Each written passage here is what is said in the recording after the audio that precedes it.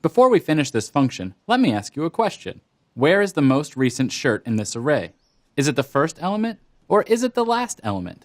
Our query orders products by SKU in descending order, so the most recent shirt will be the first element in the array returned from the query. That's different than how the function used to work, so we'll have to account for it. If you look back at the documentation I wrote for this function, you'll notice that the most recent product used to be the last one in the array.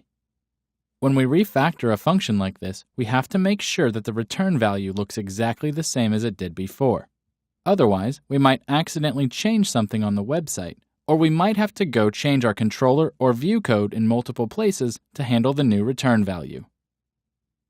Before we return this array, let's reverse the order so that the most recent product is at the end. We call the arrayReverse function passing in the array.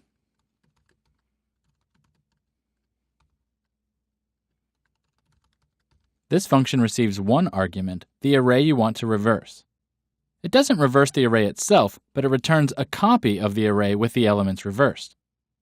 We want to change the variable named recent, so we assign the return value to that same variable.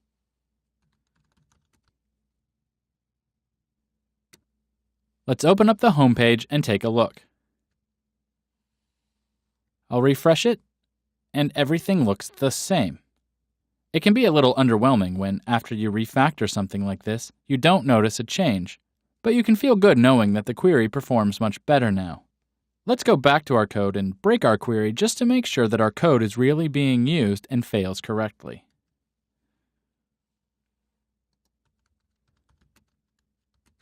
I'll add this at the beginning of the query, which makes the query invalid.